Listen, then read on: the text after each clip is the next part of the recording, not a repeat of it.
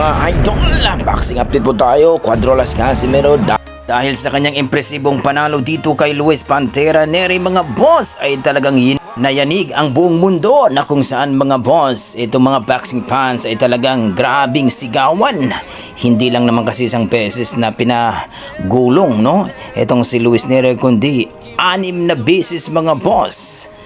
Grabe ang ginawa ni Casimero mga boss at pinakita sa bansang Japan. Tutungang sinabi niya na sorpresa ang magaganap dito at talagang ipapakita daw niya na kakaining buhay lang daw itong Mexicanong malupit daw ito na boksingero, na kung saan mga boss itong si Luis Nery talaga ay napaka delikadong boksingero daw talaga ito. Imagine mo, talagang pinagapang itong si Naoya Inoue mga boss at si Yamanaka nung prospect ng Japan sa Tekken Promotion mga boss ay talagang kinawawa, 2 beses pa ito tinalo at talagang walang nagawa. Pero dito ay Casimero mga boss, grabe, baliktad ang nangyari mga boss. Talaga namang kinawawa lang, kagaya ni Saul Chances mga boss na partida pa boss. Etong si Luis Nery ay malakas pa, malaki pang kanyang timbang, kaya lang timbang po siya ng 134 pounds bago siya lumaban mga boss. Samantalang si Casimero ay 123 lang. So ayon sa ating mga boxing fans mga boss, kawawa lang talaga itong si Luis Nery. Pero baliktad naman itong si Luis Nery mga boss, nagsalita na po. Ayon kay Luis Nery mga boss, mas malupit daw itong si Naoya Inoue. Mas malakas daw ang kanyang kamao compare kay Casimero.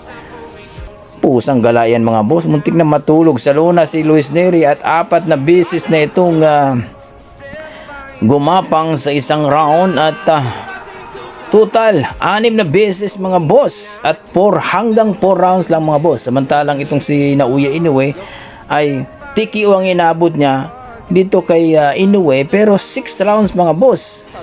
Partida, knockdown pang inabot ni Naoya Inoue mga boss. Ayon sa ating mga boxing fans, mukhang naalog daw ang utak ni Nery mga boss. Naging bitter dahil ay talagang kinawawa siya. Kumbaga pinahiya siya, napahiya ang mga Mexicano mga boss. Kaya ayon dito kay Nery, mas malakas daw itong si Inoue. Iba daw talaga. Well mga idol, alam naman natin itong si Nery, siya naman nakaramdam, pero mukhang naalog ata talaga ang utak nito dahil kitang kita naman natin to na 4 na beses na knockdown sa isang round at bawat round talagang knockdown siya. Pero ang pang-4 na round mga boss ay hindi na bumangon.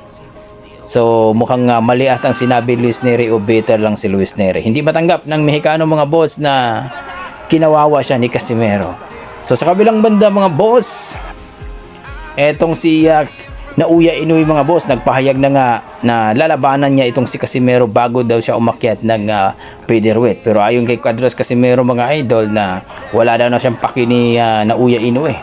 Lalaban siya, mas okay. Kung hindi daw siya lalaban, wala din siyang problema. Kumbaga wala nang pakialam si Inoue dahil sa nakita daw ng mga tao sa arena mga boss, etong mga Japanese na supporters ni Casimero at ni Inoue ay sigurado na alam na nila kung bakit na ayaw talaga lumaban ni Naoya Inoue kay Casimero.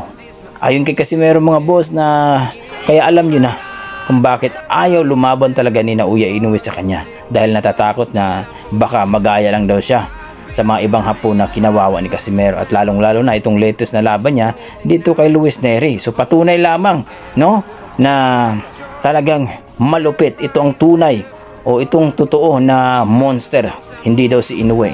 So ayon kay Inoue mga boss, magsena daw ng kontrata itong si Casimero para mapalaban kaagad. Kumbaga ayon sa ating mga pinagkakatiwalaang source ay sisikapin daw nila na mapalaban si Casimero sa September. Well mga idol, si Casimero po ngayon ay talagang sikat na at marami na po siyang mga naghahabol na kalabanin siya. So rank sa Boxrec mga idol dito po sa pangkalahatan. Pangalawa po si Casimero at nangunguna po si Naoya Inoue. So sa buong Asia naman mga idol, sa mga Pilipino naman, siya naman po ang number 1 sa ranking sa Boxrec mga idol.